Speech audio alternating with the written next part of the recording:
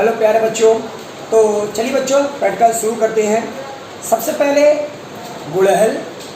गुड़हल जिसे हम लोग इसका बॉटनिकल नेम है, वनस्पतिक नाम है हिबिस्कस रोजा साइनेंसिस।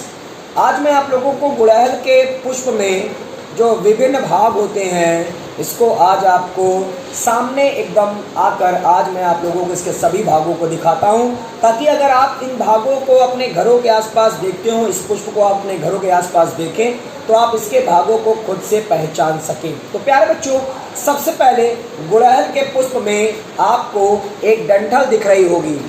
गुड़हल के पुष्प में कैमरा जी आप थोड़ा इसको पास करिए। ये है गुड़हल के पुष्प की डंठल। गुड़हल की पुष्प की डंठल को हम बच्चों पुष्प वृंत कहते हैं। तो जितने भी पुष्प होते हैं उनमें जो डंठल पाई जाती है उसे हम लोग पुष्प वृंत बोलते हैं, इंग्लिश में बोलते हैं पेडिसल। तो यह आपका पुष्प वृंत हो गया, मतलब पुष्प की डंठल हो गया, जिसे हम लोग पेडिसल बोल रहे हैं। चलिए बच्चों, अब इसके थोड़ा सा हम ऊपर की तरफ आते हैं। तो अगर मैं इस पुष्प को आपको थोड़ा सा ऊपर की तरफ दिखाऊं, थोड़ा सा मैं इसको अगर दबाकर ऊपर की तरफ दिखाऊं तो आप देख रहे हो ये डंठल थोड़ा सा ऊपर की तरफ फूल रही है। ये डंठल जो है ऊपर की तरफ थोड़ा सा फूल रही है और इस फूले हुए बच्चों भाग को हम बोलते हैं पुष्पासन। हिंदी में बेटा हम इसे क्या बोलेंगे? पुष्पासन। तो ये जो फूला हुआ भाग आप देख रहे हो ये है बेटा आपका पुष्पासन। डंठल का नाम हो गया पुष्प वृंत और ये जो फूला हुआ भाग है इसे हम बोलेंगे पुष्पासन। इस पुष्पासन को अब मैं थोड़ा सा आपको और इसको बताता हूँ। पुष्पासन को पहले तो इंग्लिश में बोलते हैं थैलमस या रिसेप्टिकल। अब मैं आप लोगों को इस पुष्पासन में पाए जाने वाले कुछ भागों, इसके ऊपर जो भाग हैं, इस पुष्पासन के ऊपर ही हर पुष्प के सभी भाग पाए जाते हैं। तो पुष्पासन, ये जो पुष्प का आसन है, ये जो फूला हुआ भाग है, इसके ऊपर कौन कौन से भाग हैं? तो ज्यादातर पुष्पों में 4 भाग पाए जाते हैं पुष्पासन के ऊपर। सबसे पहला भाग होता है बाह्य दलपुंज, फिर होता है दलपुंज, फिर होता है पुमंग और फिर होता है जायांग। अब आप इन भागों को पहचानोगे कैसे? लेकिन एक बात और जान लेना, गुड़हल का जो पुष्प है मैंने इसको क्यों लिया हुआ है प्रैक्टिकल को आपको समझाने के लिए, क्योंकि गुड़हल के पुष्प के पुष्पासन के ऊपर 5 भाग पाए जाते हैं। सबसे पहले भाग का नाम जिसे हम लोग देखते हैं लेकिन नाम नहीं जानते हैं, आज मैं उसका नाम बताता हूं। सबसे पहले भाग का नाम बेटा है अनुबाह्य दलपुंज। ये आप देख रहे हो, कैमरा जी थोड़ा सा मैं इसको जूम कर दे रहा हूं। ये वाला हिस्सा प्यारे बच्चों, इसको मैं आपको थोड़ा दिखाऊंगा। ये वाला हिस्सा ये देख रहे हैं बेटा, ये आप देख रहे हो, ये है बच्चों अनुबाह्य दलपुंज। ये जो पत्ती जैसा भाग दिख रहा है, ये जो पत्ती जैसा शुरुआत में आप देख रहे हो, आपको दिख रहा है भाग, इसे बोलते हैं अनुबाह्य दलपुंज। क्या बोलेंगे? अनुबाह्य दलपुंज। इंग्लिश में बोलते हैं इसे हम लोग एपिकैलिक्स। अब इस अनुबाह्य दलपुंज, इसमें बेटा जितने भी आपके हैं, ये नीचे आप देख रहे हो पुष्पासन, जो देख रहे हो पुष्पासन के सबसे ऊपर ये जो जितने भी आपको पत्ती जैसी संरचना दिख रही है, इन सभी को मिलाकर हम अनुबाह्य दलपुंज बोलते हैं। लेकिन अगर मैं केवल इसके एक भाग की बात करूं, केवल एक, ये मैंने केवल एक तोड़ लिया है। अगर मान लो मैं केवल इसके एक भाग की बात करता हूँ, केवल एक भाग, मान लो मेरे हाथ में 2 आ गया है, मैं इसको 1 कर दे रहा हूँ, 1। तो यहाँ पास आप देख रहे हो अब मेरे हाथों में केवल अनुबाह्य दलपुंज का केवल एक भाग पाया जा रहा है और ये अनुबाह्य दलपुंज का केवल एक भाग कहलाता है अनुबाह्य दल। ये सभी भाग बच्चों, सभी भागों को मिलाकर हम अनुबाह्य दलपुंज बोलते हैं। लेकिन मेरे हाथों में जो ये केवल एक भाग है इसे हम केवल बोलेंगे अनुबाह्य दल। मतलब अनुबाह्य दलपुंज की इकाई को अनुबाह्य दल क्या बोलेंगे? अनुबाह्य दल कहेंगे। ठीक है, एपिकैलिक्स बोलेंगे इसे इंग्लिश में।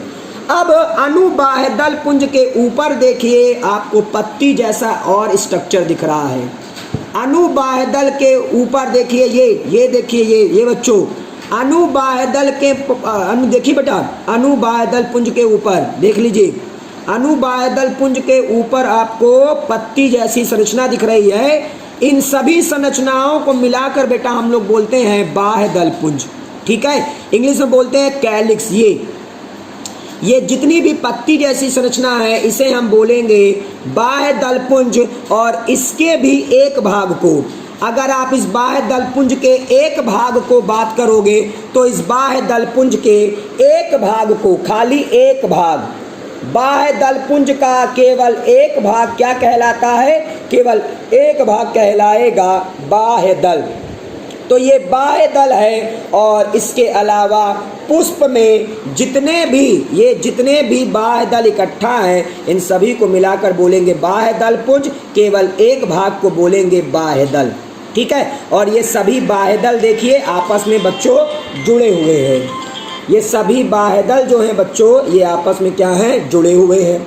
इसके बाद गुड़हल के पुष्प में आपको पंखुड़ियाँ दिखती हैं। गुड़हल के पुष्प में प्यारे बच्चों आपको पंखुड़ियाँ दिखती हैं। इन सभी पंखुड़ियों को मिलाकर हम लोग क्या बोलते हैं? इन सभी पंखुड़ियों को मिलाकर हम दलपुंज बोलते हैं। अब बच्चों दलपुंज को इंग्लिश में क्या बोलते हैं? कोरोला। तो बच्चों ये सभी पंखुड़ियों को मिलाकर हम दलपुंज बोलेंगे। लेकिन अगर मैं इसकी केवल एक पंखुड़ी को ले लूं, अगर इसकी मैं केवल एक पंखुड़ी को लेता हूं तो इसे हम लोग दल बोलते हैं।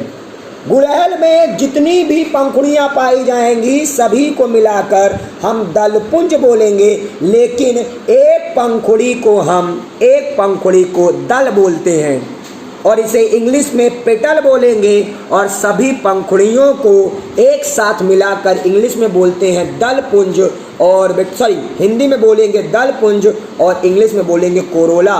तो ये बेटा ये सभी आपके कोरोला या दलपुंज हैं और ये एक दल है या पेटल बोलेंगे। अब मैं आप लोगों को गुड़हल के पुष्प के, क्योंकि जो गुड़हल का पुष्प है इसमें नर जनन अंग और मादा जनन अंग दोनों पाए जा रहे हैं, तो मैं अब आपको गुड़हल के पुष्प के नर जनन अंग और मादा जनन अंग दोनों को एक साथ दिखाना चाहूँगा। तो चलिए इसे हम लोग देखते हैं और इसे मैं आप लोगों को बेटा यहाँ सामने दिखा रहा हूँ। चलिए आप सामने, सबसे पहले तो आपको मैं एक फूल दिखाता हूँ। इस फूल में आप देख रहे होंगे ये बच्चों आप देख रहे हो गुड़हल के फूल में ये जो ऊपर की तरफ आपको भाग दिख रहे हैं, देख रहे हैं आप लोग इसको?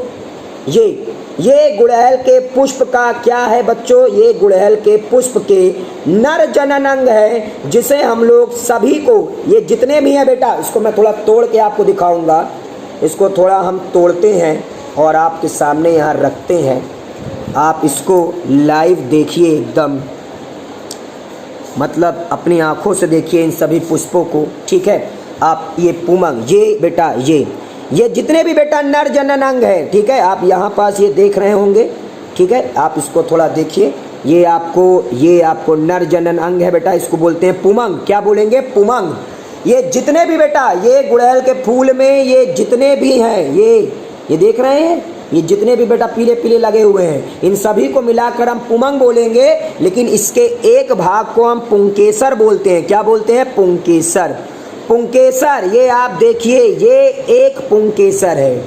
आपको मैं एक और दिखा देता हूँ, ये भी आप देखिए, ये एक पुंकेसर है बेटा। आपने पुंकेसर को अब तक पढ़ा होगा, आज मैं आप लोगों को पुंकेसर पूरा दिखा रहा हूँ। आप कैमरा जी इस पर जूम करिए, इस वाले डायग्राम पर कैमरा जी थोड़ा सा आप जूम कर दीजिए इन सभी डायग्राम पर। ये सभी बच्चों, ये सभी आपके बेटा, इसको जब भी आप देखना थोड़ा सा मॉइस्चर जरूर रखना, क्योंकि बिना मॉइस्चर के ये आपका सूख सकता है। तो जब भी आप इन प्रैक्टिकल को थोड़ा सा देखिएगा तो मॉइस्चर जरूर रखिएगा। कैमरा जी क्या आपको ये पूरा एकदम अच्छे से दिख रहा है? सभी बच्चों को दिखाइएगा। ये पुंकेसर है। इस पुंकेसर में ये जो पीले पीले वाला भाग आप देखते हो, इसे हम लोग परागकोश बोलते हैं।